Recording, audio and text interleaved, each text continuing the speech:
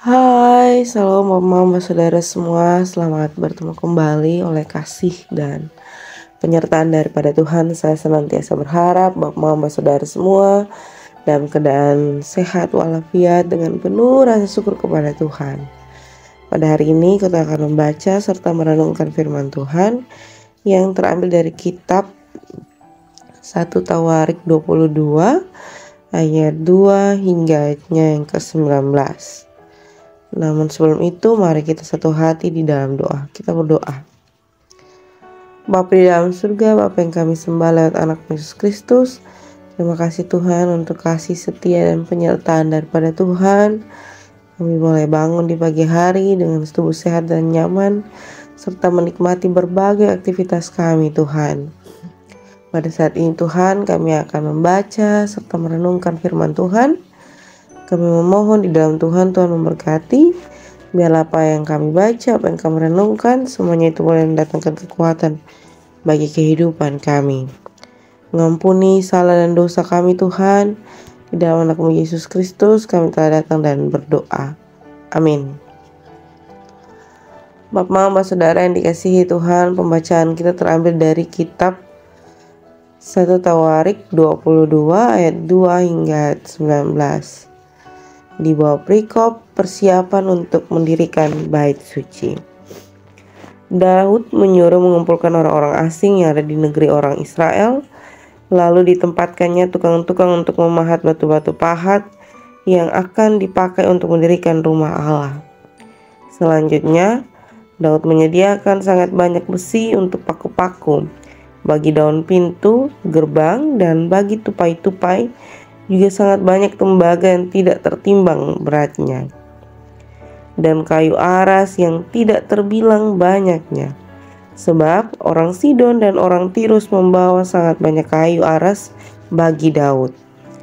Karena pikir Daud, Salomo anakku masih muda dan kurang berpengalaman, dan rumah yang harus didirikan bagi Tuhan haruslah luar biasa besarnya, sehingga menjadi kenamaan dan termasyhur di segala negeri.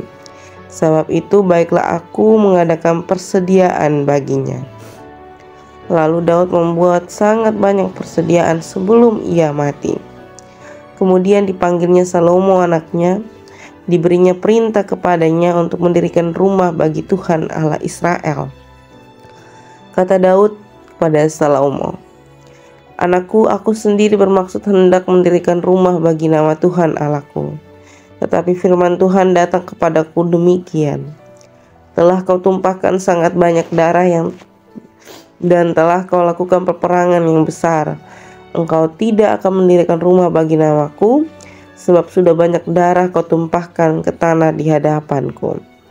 Sesungguhnya seorang anak laki-laki akan lahir bagimu, ia akan menjadi seorang yang dikaruniai keamanan. Aku akan mengaruniakannya keamanan kepadanya dari segala musuhnya di sekeliling. Ia akan bernama Salomo, sejahtera dan sentosa akan kuberikan atas Israel pada zamannya. Dialah yang akan mendirikan rumah bagi namaku, dan dialah yang akan menjadi anakku, dan aku akan menjadi bapanya.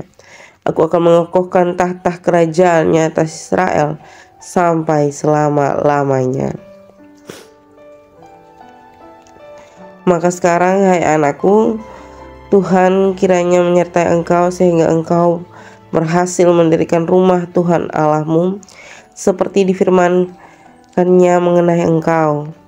Hanya Tuhan kiranya memberikan kepadamu akal budi dan pengertian, dan membuat engkau menjadi pemegang perintah atas Israel, supaya engkau memelihara Taurat Tuhan Allahmu.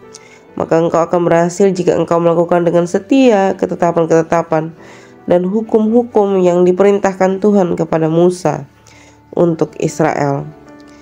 Kuatkan dan teguhkanlah hatimu, janganlah takut dan janganlah tawar hati. Sesungguhnya sekalipun dalam kesusahan, aku telah menyediakan untuk rumah Tuhan itu 100.000 talenta emas dan sejuta talenta perak dan sangat banyak tembaga dan besi, sehingga beratnya tidak tertimbang. Juga aku telah menyediakan kayu dan batu, tetapi baiklah engkau menambahnya lagi. Lagi pula engkau mempunyai sangat banyak pekerja, yakni pemahat-pemahat batu, tukang-tukang batu dan kayu, dan orang-orang yang ahli dalam segala macam pekerjaan. Emas, perak, tembaga, dan besi yang tidak terhitung banyaknya. Mulailah bekerja, Tuhan kiranya menyertai engkau. Dan Daud memberi perintah kepada segala pembesar Israel itu untuk memberi bantuan kepada Salomo anaknya. Katanya, bukankah Tuhan Allahmu menyertai kamu dan telah mengaruniakan keamanan kepadamu ke segala penjuru?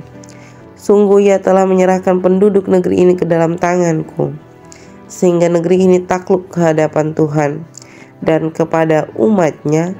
Maka sekarang arahkanlah hati dan jiwamu untuk mencari Tuhan Allahmu. Mulailah mendirikan tempat kudus Tuhan Allah, supaya tahun perjanjian Tuhan akan perkakas kudus Allah dapat dibawa masuk ke dalam rumah yang didirikan bagi nama Tuhan. Demikian jauhkan firman Tuhan. Yang dikatakan berbahagia adalah setiap kita yang tidak hanya membaca, mendengar, tetapi benar-benar mau melakukan dalam kehidupan kita hari lepas hari. Shalom Bapak Mama Saudara yang dikasihi Tuhan, selamat bertemu dan berjumpa kembali. Hari ini ketong kembali belajar dari kisah kehidupan Daud. Kisah kehidupan di mana ia mempersiapkan segala sesuatu sebelum kematiannya. Bapak Mama Saudara yang dikasihi Tuhan, biasanya kalau sebelum ketong merasa sebelum kematian, ketong selalu mempersiapkan. Kalau ketong masih diizinkan ya untuk mempersiapkan segala sesuatu, tentu yang paling ketong pikirkan adalah tentang hari-hari penguburan, di mana ketong dikuburkan, pakaian-pakaian sebelum ketong masuk dalam peti, segala sesuatu yang surat wasiat, surat warisan, dan sebagainya. Tetapi yang paling utama itu sering sekali ketong menyiapkan surat wasiat dan warisan untuk ketong punya anak-anak, untuk ketong punya keluarga terdekat. Begitu pula dengan Daud. Tetapi yang berbeda di sini adalah Daud mempersiapkan sebuah warisan yang bukan hanya untuk anaknya, bukan hanya untuk keluarganya, tetapi seluruh bangsa Israel. Ini suatu warisan yang sangat-sangat luar biasa ya Pak Mama. Warisan yang tidak terpungkiri harganya. Kenapa saya bilang tidak terpungkiri harga? Karena Daud mempersiapkan segala sesuatu untuk membangun bait Allah yang sangat besar, dengan bahan, alat, bahkan orang-orang yang sudah dipersiapkan jauh dari sebelumnya. Jadi Daud ini menyadari bahwa ia tidak akan sampai pada titik di mana ia sendiri akan membangun bait Allah, karena dia tahu bahwa firman Allah telah datang kepadanya dan Allah memilih Salomo anaknya untuk membangun bait Allah bagi Allah. Tetapi hal itu tidak mengecilkan hati Daud untuk berhenti bekerja bagi Allah. Ia bahkan benar-benar mempersiapkan keamanan, alat, bahkan orang-orang yang akan membangun bait Allah sebelum anaknya bekerja. Bapak Mama Saudara yang dikasihi Tuhan, proses yang dilewati Daud sangatlah banyak, sangatlah rumit. Ada begitu banyak peperangan yang ia lewati untuk sampai kepada titik di mana ia akan memberikan warisan kepada Salomo untuk membangun bait Allah. warisan yang begitu berharga yang diberikan kepada Salomo bukan hanya sekedar alat perkakas orang-orang yang siap membangun bait Allah, tetapi tentang nama baik yang diteruskan Daud bagi Salomo, yakni ketetapan dan ketaatan Daud yang Daud teruskan bagi Salomo. Tentu kalau omong bicara tentang nama baik, kita selalu berpikir bahwa menjaga sebuah nama baik harus dengan baik, dengan telaten, dengan usaha yang sangat luar biasa. Kenapa saya bilang dengan telaten dan usaha yang sangat luar biasa? Karena untuk menjaga nama baik orang tua, ketong yang masih hidup dalam ketong keegoisan, masih hidup di dalam ketong punya keinginan sendiri, itu akan menjadi sesuatu yang sulit. Karena ketong akan selalu berpikir bahwa itu menjadi beban yang sangat besar, yang membuat ketong harus bertanggung jawab sangat besar pada ketong kehidupan. Jadi segala sesuatu yang ketong lakukan, ketong harus memperhatikan bahwa ini akan merusak atau tidak nama baik ketong orang tua. Itu sama halnya dengan Salomo terhadap Daud. Tentu Salomo pasti berpikir pada masa itu, tetapi tidak ada satu saut paut pun Salomo dalam pembacaan ini tentang bagaimana Daud memerintahkan kepadanya serta memberkati dia untuk pekerjaan-pekerjaan Allah yang harus ia lanjutkan. Jadi bukan hanya Tuhan yang memberkati Salomo, tetapi Daud pun ikut memberkati Salomo atas pekerjaan-pekerjaan yang Tuhan percayakan bagi Salomo dengan segala warisan yang ia berikan. Bapak, Mama, Saudara yang dikasihi Tuhan, ini sesuatu yang sangat-sangat baik. Ketong sebelum mengalami kematian, sebelum dipanggil oleh Tuhan, ketong diwajibkan untuk bertanggung jawab tentang nama baik Tuhan, tentang warisan yang Tuhan berikan. Ini dua hal yang sangat rumit ya, yang sangat-sangat rumit. Seperti yang tadi saya bilang di awal, kita masih hidup dalam keegoisan. Tanggung jawab dan warisan orang tua saja masih kita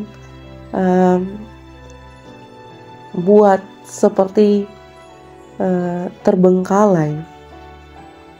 Kita masih sering melawan. Kita masih sering melukai kita orang tua hati dengan perilaku yang menodai nama mereka. Lalu bagaimana tanggung jawab kita terhadap nama Allah dan terhadap warisan-warisan yang Allah berikan bagi ketemu kehidupan? Sudahkah kita melakukan yang terbaik bagi segala warisan yang Tuhan berikan? Terlebih bagi namanya yang kudus itu. Selamat berefleksi. Kiranya firman Tuhan pada hari ini menjadikan kutong senantiasa berkat dimanapun kutong berada. Amin untuk firman Tuhan. Kita akan menutup renungan pada saat ini dengan menyatukan hati dan pikiran kita di dalam doa. Mari kita sama-sama berdoa menurut doa yang diajarkan Tuhan kepada kita, yakni doa Bapa kami. Bapa kami yang dalam surga, dikuduskanlah namamu. Datanglah kerajaan-Mu, jadilah kehendak-Mu di bumi seperti di sorga. Berikanlah kami pada hari ini makanan kami yang secukupnya, dan ampunilah kami akan kesalahan kami, seperti kami juga mengampuni orang yang bersalah kepada kami. Dan janganlah membawa kami ke dalam pencobaan, tetapi lepaskanlah kami daripada yang jahat. Karena Engkaulah yang mempunyai kerajaan dan kuasa dan kemuliaan sampai selama-lamanya. Amin. Selamat sampai jumpa Bapak Mama Saudara semua. Selamat beraktivitas, Tuhan senantiasa memberkati.